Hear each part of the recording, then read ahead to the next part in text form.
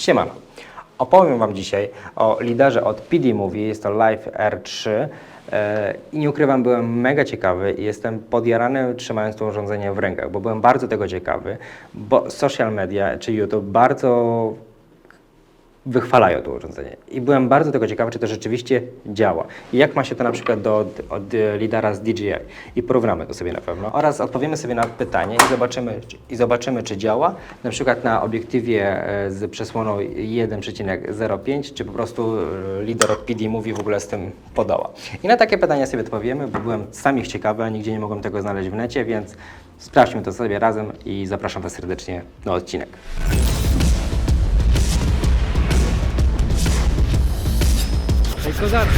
Przede wszystkim zacznijmy sobie od tego, czym jest nowy LiDAR od PD Movie, bo może nie każdy też wie, więc zobaczcie sobie. Tutaj macie taki pomiar laserowy, który po prostu ma zamontowany od razu silnik od ostrości. Czyli na przykład jak było w przypadku DJI, to LiDAR był oddzielnym bytem, a silnik był oddzielnym bytem. Więc to się musiało tutaj ze sobą połączyć, żeby działało. I co fajne, te dwie rzeczy zostały połączone w to jedno, czyli mamy silnik oraz LiDAR w jednym. I ułatwia to prędkość pracy, co jest bardzo ważne na planach filmowych, kiedy na przykład realizujemy jakieś ujęcia, czy na przykład event, bo myślę, że to dla kogoś z eventu może być naprawdę fajna rzecz, albo z wywiadów. Ma to też swoje plusy i minusy, ale oczywiście na wszystko sobie odpowiemy. Są dwie bardzo ważne rzeczy, które dostajemy w pudełku od producenta i zaraz się przez to wszystko przejdziemy, ale najważniejsze są te rzeczy. Jest to właśnie LiDAR i taka karta do robienia pomiaru ostrości. A robi się to w 3 mega banalnych punktach i zaraz Wam to również pokażę. Chcę Wam tylko pierwsze zaprezentować, co dostajemy od producenta w pudełku. I oczywiście jest to fajne etui, który jest naprawdę solidny, a w środku znajdujemy wszystko. No, za dużo kabli to na pewno. Znaczy generalnie, jeśli mam się przyczepić do czegoś, to samo opakowanie jest trochę jakby za małe na to wszystko. Rozumiem, że jest trochę miejsca na to, stronę na to, ale nie ma żadnej siateczki, która zabezpiecza to przed jakimś właśnie ewentualnym tutaj wypadem. Także najważniejsze rzeczy z opakowania jest to właśnie gała od ostrości, czy na przykład jak podłączycie sobie do zooma. I co jeszcze jest fajne w ogóle w tej gale, to tak jeszcze na szybciutko.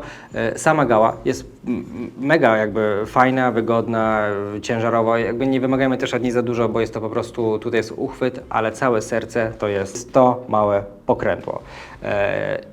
I to w sumie jest cała gała, a to jest resztka tylko rączka po prostu, bo to możemy sobie przymocować również do riga, na przykład do kamery i możemy to sobie ostrzyć takim małym urządzonkiem, na przykład kiedy nie mamy miejsca na tego typu urządzenie, kiedy na przykład jesteśmy w solo, no to wtedy ratujemy się takim mikrofokusikiem, który tu gało od fokusu i po prostu tym sobie wtedy możemy działać. Ale jest to chowane tutaj właśnie w środku i to właśnie tutaj sobie tym wszystkim tutaj działa. Więc uściślając to i to jest tylko uchwyt do tego, co jest tutaj w środku. Ale jest to naprawdę wygodne, działa to przyzwoicie, jest to naprawdę zrobione na takim wysokim poziomie, więc super dla producenta.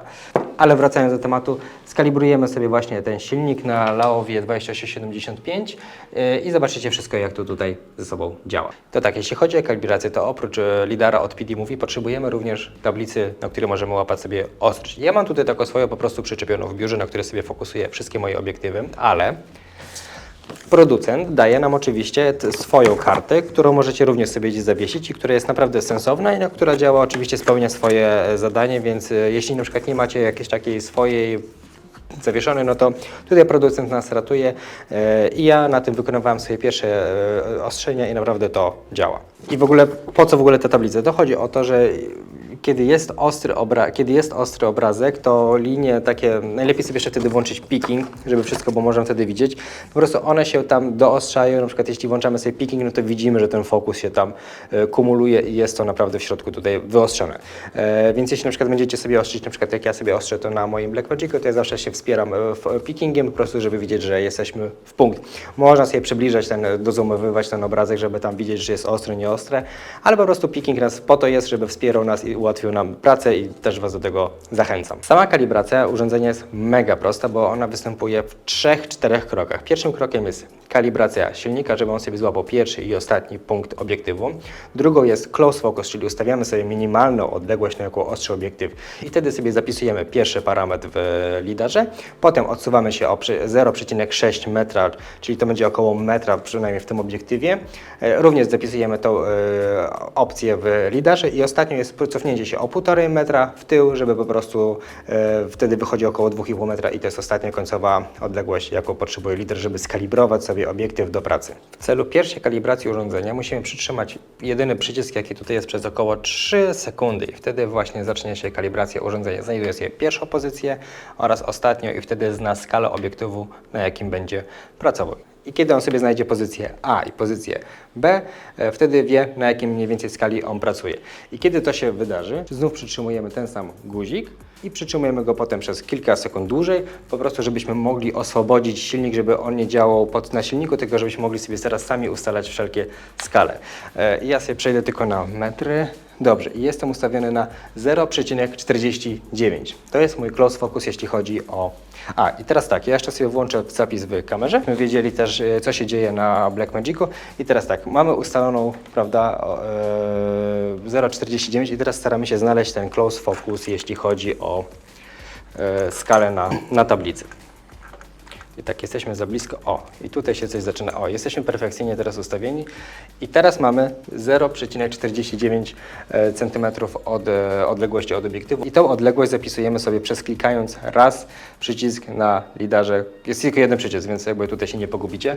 Wciskamy raz i usłyszycie taki charakterystyczny dźwięk, który oznacza, że pomiar został zrobiony i możemy przechodzić do kolejnego etapu. Kolejnym etapem jest przesunięcie kamery do tyłu o 0,6 metra, czyli jeśli mamy tutaj 0,5 metra, no to 1,10 m ustawiamy sobie na skali obiektywu i tyle uciekamy do tyłu, żeby po prostu znów zobaczyć ostrość w kamerze. I jesteśmy w ostrości, bo tu na pickingu mi wszystko ładnie pokazuje. Dlatego właśnie warto wspierać się pickingiem, bo po prostu jest to dużo łatwiejsze. I teraz tak, kiedy ustaliliśmy sobie odległość i widzimy w kamerze, że jest ostre, znowu naciskamy przycisk i zobaczcie ten charakterystyczny dźwięk, który oznacza, że pomiar został zrobiony. Mi się wydaje, że to jest tak, że jest wysyłana jakaś wiązka laserowa, dźwiękowa, cokolwiek, do ściany odbija i wtedy on sobie ustala, jaka jest odległość, jeśli chodzi o dany obszar. I teraz tak, jeśli tam było 1,10 m, to teraz musimy się cofnąć o 1,5 metra, czyli to będzie 2,6 w moim przypadku i szukamy tej ostrości w kamerze. To jest bardzo ważna czynność tutaj na tym etapie, bo po prostu jeśli tu będzie wszystko dobrze, no to potem jesteśmy w domu, jeśli chodzi o ostrość naszych ujęć. I kiedy tutaj mamy ostre, bo już mi też tutaj picking wszystko podpowiada, wtedy znów ustalamy sobie markę dla naszego lidera i znowu będzie ten charakterystyczny dźwięk. I w tym momencie lider wykonał my wykonaliśmy pracę dla lidera i teraz powinno się samo ostrzyć. No i tak się dzieje. Więc działa to bardzo prosto, bardzo szybko i jakby jest to mega intuicyjne i mega proste w tym wszystkim. Więc jak widzicie, i teraz na przykład widzicie to z kamery, działa to fajnie. I nie ma co ukrywać, jest to mega satysfakcjonujące, bo działa to naprawdę dobrze. To co jeszcze Wam chcę tutaj pokazać, to jak Focus, jak lidar fajnie radzi sobie z tym przemieszczającym się obiektem do przodu. Zobaczcie, ja sobie robię krok do przodu i to idzie cały czas ze mną. Czy ja robię w tą stronę, czy w tą, lider cały czas naprawdę podąża za moimi ruchami. I teraz co jest fajne, zobaczcie, jak jest szybki, bo mi tu naprawdę nie trzeba dużo, żeby to sobie tutaj doostrzało. Więc to jest fenomenalne, że to tak dobrze działa, bo naprawdę sami widzicie, że działa to mega sprawnie. I tak jak na przykład były te takie filmiki chyba na socialach, gdzie ktoś tam boksował sobie, to naprawdę to działa. I ja jestem pod ogromnym wrażeniem, że tak dobrze. I zobaczcie, moja ręka, która przesuwa się w lewo, przesuwa się w przód, tył, ona daje sobie radę. I teraz wykonajmy sobie taki test, na przykład ja sobie ucieknę troszeczkę w bok kadru i on mnie generalnie tutaj już niestety gubi. Dla niego priorytetem jest to, co jest w centrum kadru. Wszystko poza, albo wszystko, co jest po prostu po bokach, jest dla niego nieistotne, łapie to sobie centralnie na wprost. I jakby możemy się z tym kłócić, możemy walczyć i mówić, że beznadziejnie zrobili, ale nie. Działa to naprawdę dobrze, a kiedyś z miarą rozwoju pewnie systemu to się pewnie gdzieś przeewoluuje do kolejnych, kiedy będzie można było patrzeć sobie na boki. I jak możecie sobie też zauważyć, tutaj niestety ten obiektyw trochę pracuje, ale to dlatego, że nie mam podpórki pod obiektywem, zapomniałem go wziąć ze sobą do biura, ale jeśli ona jest i jest obiektyw po prostu oparty na tym obiektywie, to obiektyw jest fix i w ogóle nie ma prawa się to wszystko tutaj ruszyć. A na chwilę obecną po prostu jest obiektyw za długi, bez podpórki i działa to tak, jak tak działa, więc... Ale i tak działa dobrze, więc jakby kozak. A teraz wykonamy sobie inny test, no bo jest to obiektyw parafokalny i ustawiłem go na 28 mm i teraz zobaczymy wspólnie, też jestem ciekawy, bo do tej pory tego nie robiłem, czy na przykład jak przeostrzę sobie na 75 mm, to czy nadal będzie mnie tutaj prowadził, jeśli chodzi o ostrość. I wy już to widzicie, ja jeszcze niestety nie, więc ja tutaj się troszeczkę przed wami pogibię i zobaczymy, czy zadziała to. Teraz ucieka mu z kadru i teraz znowu wracam i powinienem teoretycznie być ostry, jeśli jest dobrze wszystko ustawione. Jeśli nie, to po prostu powinno być ustawione to zawsze na jednej ogniskowej, po prostu żeby urządzenie po prostu lepiej obłapało tą ostrość. Ej, obejrzałem, działa, więc w ogóle zarąbiście, że przeostrzając mamy cały czas ostrość, bo to nie działało na przykład w Focusie, jeśli chodzi o DJI-a. Tam musiałem naprawdę pod daną ogniskową sobie wszystko ustalić i wtedy to działało. A tutaj kocham Ciebie urządzenie, jesteś naprawdę świetne. Teraz jeszcze taki teścik, bo możecie sobie zadawać na przykład pytanie, do czego to jest. I na przykład, kiedy weźmiemy sobie krzesełko i usiądziemy, i chyba będę za nisko. I załóżmy, że przeprowadzamy sobie w jeden, no to wtedy fajnie wszystko nam tutaj prowadzi tą ostrość, ja się wypowiadam, załóżmy do kamery i wtedy to ma sens, kiedy na przykład postać rusza się. Ja wtedy Państwu mówię, tak, to się wtedy wszystko wydarzyło. I widzicie, że fokus jest wtedy trzymany na mnie i wtedy ma to sens. Kiedy na przykład prowadzicie na przykład jakiegoś vloga, załóżmy jesteście vlogerami i chcecie coś powiedzieć, na przykład słuchajcie, dzisiaj byliśmy w wspaniałym mieście, które nazywa się Warszawa i przeżyliśmy tam wspaniałe 24 godziny. To wtedy to tutaj wszystko traci sens, bo za dużo jest tych ruchów między twarzą a urządzeniem i po prostu on sobie wariuje. To jest stworzone do tego, kiedy na przykład działamy nieruchomo, wtedy na przykład wypowiadamy się do kamery. To wtedy ma to dużo fajniejsze, ciekawsze zastosowanie. Kiedy na przykład chcecie sobie zrobić recenzję obiektywną, no to zobaczcie, tutaj taki obiektywik mamy, wszystko fajnie, sobie tutaj śmiga. Ma to dużo fajniejsze wtedy zastosowanie, jeśli chodzi właśnie o urządzenie tego typu. To wtedy rzeczywiście działa, ale nie działa to wtedy, jeśli na przykład ktoś dużo gestykuluje, dużo macha rękoma i wtedy to się po prostu nie sprawdzi, będzie za dużo tego zmiany ostrości. A tak możemy się trzymać, bawić, działa i to naprawdę dobrze supportuje. Zobaczcie, jak szybko. Oczywiście do sceny boksowej bym tego nie wziął, bo to działa, fokusuje się za bardzo na rękach, na przykład na twarzy, ale jeśli na przykład chodzi o to urządzenie, że jeśli chodzi po prostu o łapanie ostrości, działa to fenomenalnie dobrze.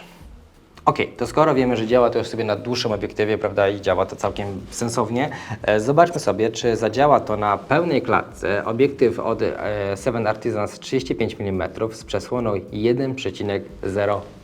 I to właśnie ta przesłona mnie interesuje, krótka głębia ostrości.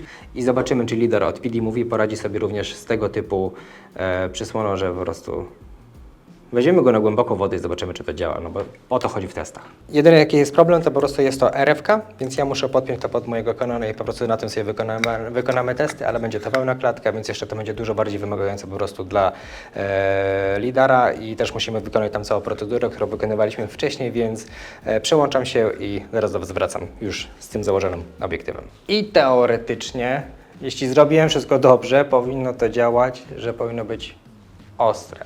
Jesteśmy na przesłonie 1,05, więc jest to króciutka głębia ostrości.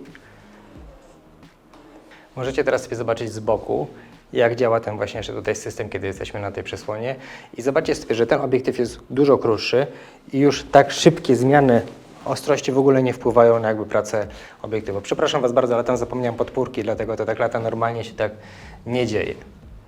Ale zobaczcie, jak jest szybki. Tutaj też jest troszeczkę większy obrót pierścienia do ostrości, więc to też mu trochę więcej zajmuje niż przy Leowie Ranger, ale nadal, still, zobaczcie.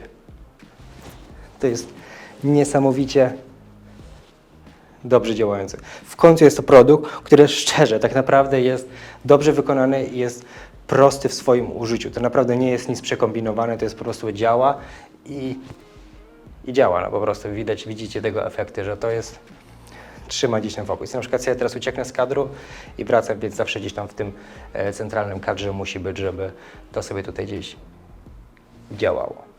Dobra, i teraz zobaczmy sobie jeszcze tutaj, jak pije. No piękny jest ten obiektyw w ogóle swoją drogą. On tak pięknie rozostrza wszystko tutaj. No radzi sobie to całkiem w miarę. Tutaj szybko przyostrzało, tutaj szybko przyostrzyło, dało radę. No jak widzicie, daje to w jakimś stopniu radę. O, tutaj sobie coś już nie poradziło. Sam nie wie czego, nie wiem czego on tutaj szukał. Jeśli będziemy się trzymać pewnie płasko, to powinno, ale nie do końca. Statyw, zobaczmy.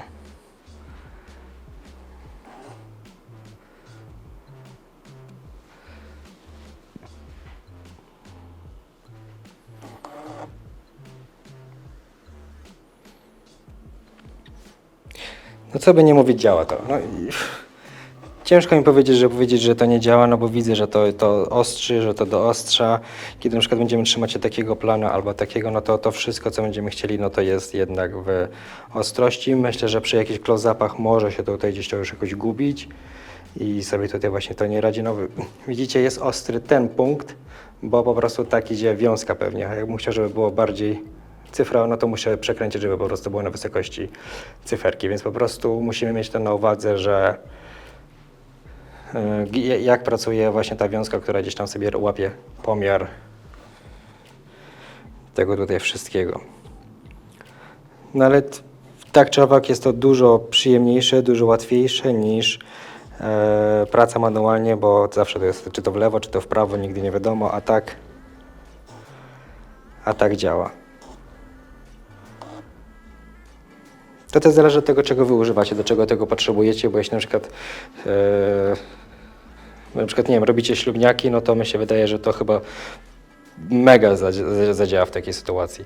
Jeśli robicie jakieś recenzje produktów, wypowiadacie się jakoś do kamery nieruchomo, no to myślę, że to też w jakimś stopniu też powinno dać radę. Ok, to już mając zamontowany i skalibrowany silnik od PD Movie, zajmijmy się teraz takim porównaniem właśnie lidara od DJI. I zobaczmy, jak te dwa urządzenia mają się ze sobą i czy jak daleko są, albo jak blisko, jakie są plusy jednego i minusy drugiego.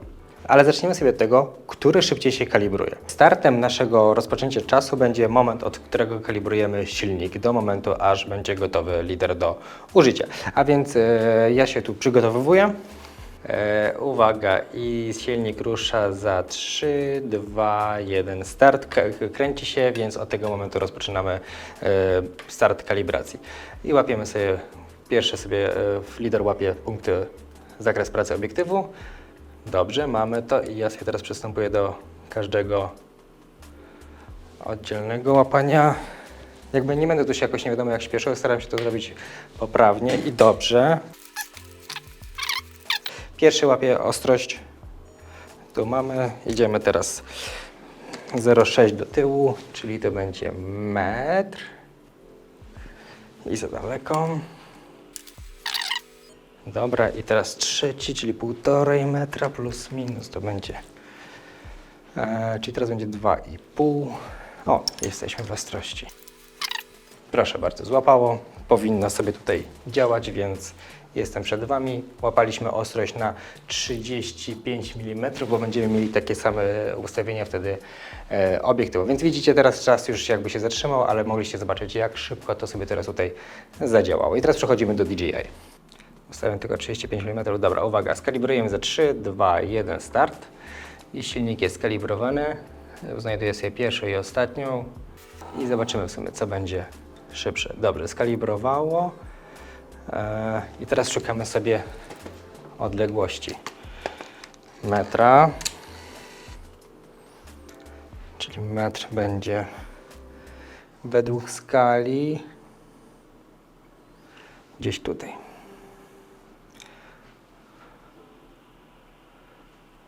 Ok, czyli zgadzałaby się skala z obiektywem. Dobrze, potwierdzamy. Teraz przechodzimy 4 metry w tył. 4 metry to będzie plus, minus tutaj. I my jeszcze do tyłu. I na ronienie pokazuje również 4 metry, więc proszę bardzo, mamy już tutaj, tylko jakoś za jasno tutaj jest. Dobrze, więc jesteśmy ustawieni na 35 mm i już powinniśmy mieć również fokus.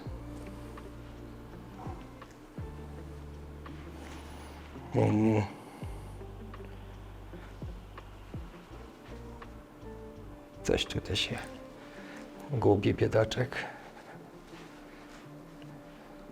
A i zawsze działał lepiej jak coś.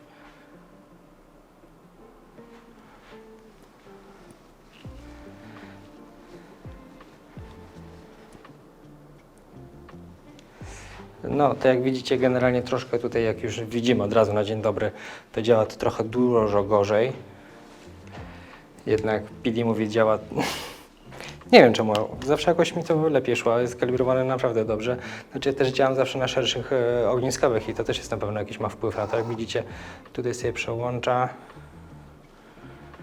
ale ma jakiś problem z... No dobrze, zmniejszyłem troszkę sensitivity, więc powinno być trochę szybciej to działać i teoretycznie tak, teraz jest, bo było ustawione na 1.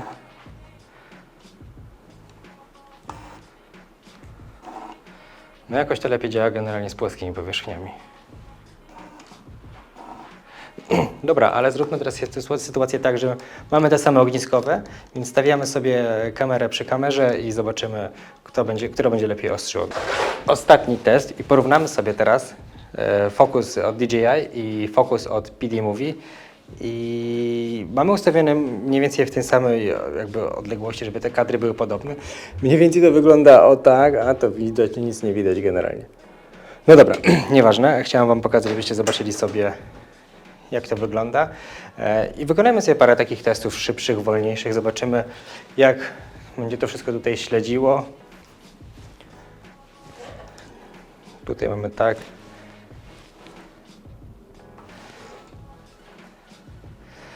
Zobaczymy, kiedy na przykład wyjdę sobie z kadru. No akurat tego testu jestem bardzo ciekawy, bo tak jeszcze nie testowałem. I tu mamy DJI, a tu mamy PD Movie. No i to jest ciekawe w sumie.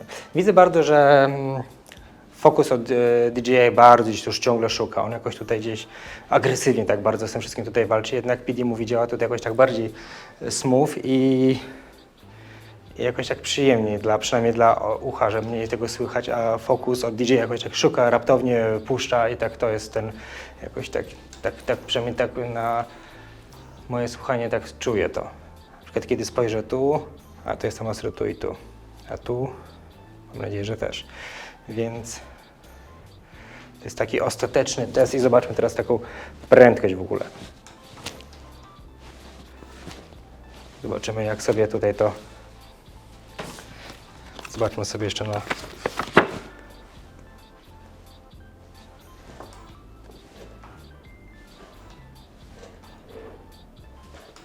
No zdecydowanie DJI działa bardziej tak agresywnie, bo cały tam gimbal giba. I teraz na przykład mogę sobie podbiec i iść do tyłu. Rozglądamy się, patrzymy. No i tak, tego jestem tutaj bardzo ciekawy, bo jeszcze do tej pory tego nie robiłem. Zobaczę sobie close. W obydwu obiektywach jesteśmy na 35 mm, więc jakby jest to zachowane. Oba są pełnoklatkowe. Tu jest różnica taka i to powinienem zmienić. Zaraz to zmienię, bo tu jest 1,05, a tu jest 2,8 i już to zmieniamy. Dobrze, tu mamy teraz ustawienie 2,8. Ustawmy sobie odpowiednią ekspozycję.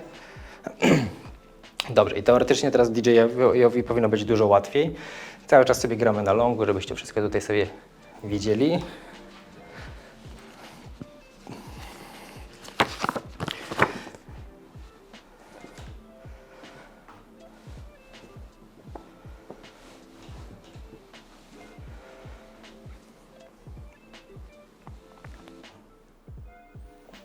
No jest to ciekawy test, bo te urządzenia mają jeden cel, prawda, żeby zawsze było ostre. Troszkę jest tu inaczej konfiguracja, bo tutaj działamy z Roninem, tutaj działamy sobie, że tak powiem, solo i troszkę mi ta opcja bardziej pasuje, ale to sobie zobaczymy też wszystko na obrazku.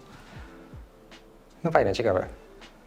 Wy już opinię macie na ten temat, możecie się też podzielić w komentarzach w ogóle, co wy myślicie o tych urządzeniach i które wam bliższe, które byście woleli, nad którym pracować. Ja swoje zdanie też już mam na ten temat, jeśli mówię, albo też powiem o podsumowaniu, żebyście też wam nie mieszać tutaj w głowie. Dobra, myślę, że porównaliśmy sobie, jeśli chodzi o pracę DJI i właśnie, a teraz pokażę wam jeszcze, jak to wygląda.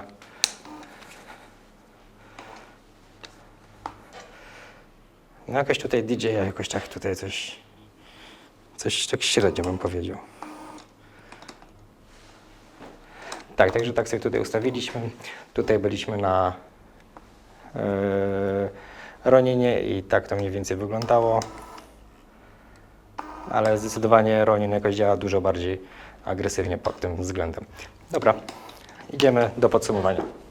Podsumowując, oba urządzenia są fajne i naprawdę wspierają nas przy pracy, przy ostrzeniu. Bo od kiedy ja stałem się właścicielem lidara od DJI, to moja praca stała się dużo bardziej przyjemniejsza, bardziej sprawna i przede wszystkim pewniejsza, bo dużo pewniej czuję się, że jest po prostu ten obrazek ostry. Myślę, że z lidarem od PD Movie będzie podobnie, tylko że po prostu w innych sytuacjach, bo jednak przy Roninie będę zawsze sobie pracował z DJI, ale na przykład kiedy będę sobie pracował na jakiś na przykład załóżmy wywiad, czy na przykład jakiś fokus na produkcie, gdzie na przykład kamera jest mniej ruchoma, albo na przykład potrzebuję naprawdę szybko zmiany ostrości, no to zdecydowanie decyduje się na lidara od PD Movie, bo jest po prostu, tak jak sami widzieliście, mega szybki i mega trafiający w punkt, więc pod tym względem to moim zdaniem wygrywa. Aż tak fokus od DJI nie jest szybki, więc jest naprawdę tutaj dużo plusów i minusów dla każdego urządzenia. Gdybyśmy połączyli je w jedno, to po prostu mielibyśmy urządzenie idealne. I zacznijmy sobie od omówienia lidara od DJI. To, w czym na pewno jest DJI lepszy od PD Movie, jest to, że priorytetem dla DJI był fokus na twarz. Czy było coś na przykład na pierwszym planie, czy było coś w dalszym, nieistotne. Zawsze dla niego było ważne, żeby ostrzyć pod buzię. I to było super. I tego właśnie w lidarze od PD Movie nie ma. U niego zasada jest taka, że jest to ostre tylko to, co jest na pierwszym planie przed obiektywem. Jeśli na przykład ja bym trzymał w ten sposób urządzenie, to tak właśnie samo jak widzicie teraz, samo by zrobił lider. Ale na przykład jeśli teraz zrobię tak, to nadal lider od PD Movie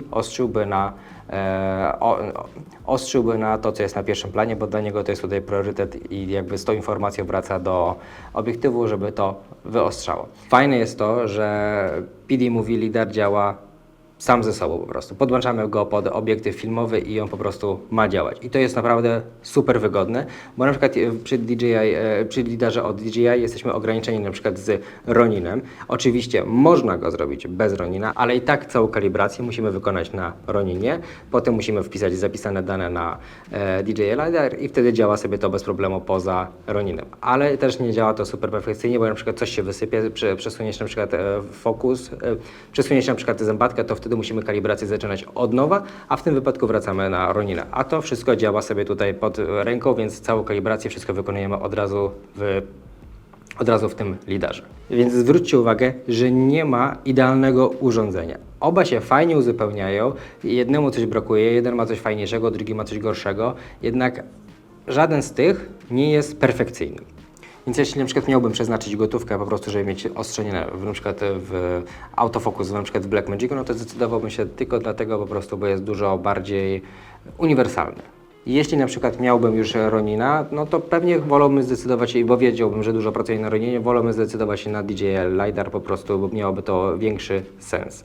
Bo na przykład możemy działać wtedy na większe odległości i buźka, bo wtedy, no wiadomo też, że jak pracujemy na Roninie, to gdzieś nagrywamy jakieś osoby, więc traktujemy tam gdzieś te buźki priorytetowo. Więc tak summa summarum, jeśli nie miałbym Ronina i chciałbym sobie zainwestować w autofokus, to zdecydowanie byłoby to PD Movie od LiDAR.